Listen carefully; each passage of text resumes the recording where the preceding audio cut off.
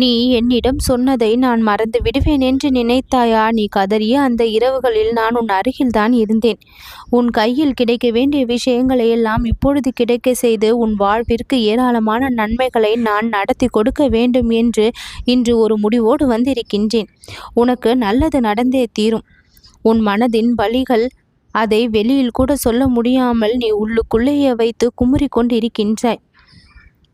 பிறரிடம் சொன்னால் என்ன நினைப்பார்களோ என்று நினைத்து உன் மனதிற்குள் நீ பேசிக்கொண்டிருக்கின்ற அந்த குரல் என்னுடைய செவிகளில் கேட்கின்றது. இந்த சாய்பாபாவின் மீதான சிந்தனையும் பக்தியும் உன் வாழ்க்கையில் அதிசயங்களை ஏற்படுத்தி கொடுக்கக்கூடிய வல்லமையை பெற்றது. என்றென்றைக்கும் நீ நலமாக வாழ வேண்டும் என்றால் இந்த சாய்பாபாவினுடைய பாதங்களை நீ பற்றி கொண்டால், என்னை நீ சரணடைந்தால் உன்னுடைய வாழ்க்கை நல்ல கதிக்கு செல்லும்.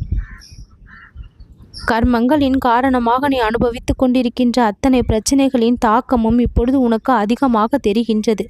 என் கருணை பார்வை ஒன்று போதும். அது உன் மீது பட்டால் உன் வாழ்க்கையில் இருக்கக்கூடிய துன்பங்கள் அனைத்தும் விலகி ஓடிவிடும்.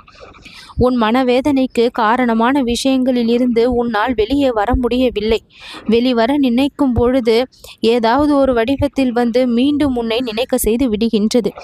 இப்படி மாறி மாறி ஒவ்வொரு நாளும் உனக்கு கஷ்டத்தை கொடுக்கக்கூடிய அந்த விஷயங்கள் ஒரு தெளிவை பெற்று நல்ல முடிவையும் தீர்ப்பையும் உனக்கு கொடுக்க நான் உனக்கு உதவியாக இருப்பேன். என்னுடைய நாவிலிருந்து நல்வாக்கை இப்பொழுது நீ கேட்டுக்கொண்டிருக்கின்றாய். உனக்கு நல்லது நடந்தே தீரும் என்று.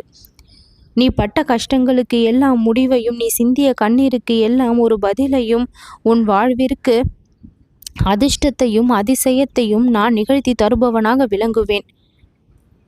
என்னுடைய கழுத்தில் இருக்கும் இந்த பூமாலை உன்னுடைய முகத்தில் பூக்கக்கூடிய புன்னகையாக சற்று நேரத்தில் மாறும். எந்த விஷயத்திற்கு எல்லாம் நீ கவலைப்பட்டு கொண்டிருந்தாயோ அந்த விஷயங்கள் இப்பொழுது உனக்கு சந்தோஷத்தை கொடுக்கக்கூடிய விஷயமாக சற்று நேரத்தில் உயிர் பெறும். நீ இழந்ததை நினைத்து மீண்டும் மீண்டும் வருத்தப்பட்டு கொண்டு இருப்பதால் அந்த நினைவுகள் உன்னை அதிக தாக்கத்திற்குள் உட்படுத்தி கொண்டு இருக்கின்றது.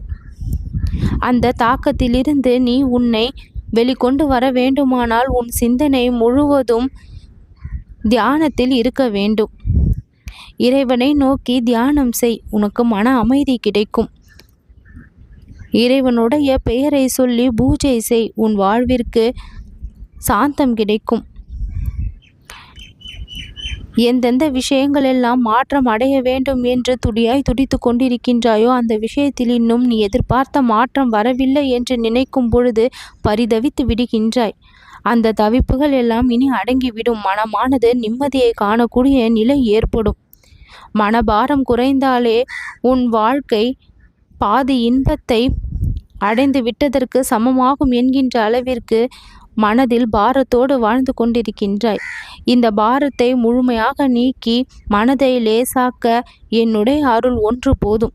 அந்த அருள் இப்பொழுது உனக்கு பரிபூரணமாக கிடைத்திருப்பதால் எதை பற்றிய கவலையையும் இனி நீ மனதிற்குள் வைத்திருக்க வேண்டாம். கவலையை எல்லாம் ஒட்டுமொத்தமாக என் பாதத்தில் வைத்துவிட்டு நிம்மதிக்கான வழியை தேடு.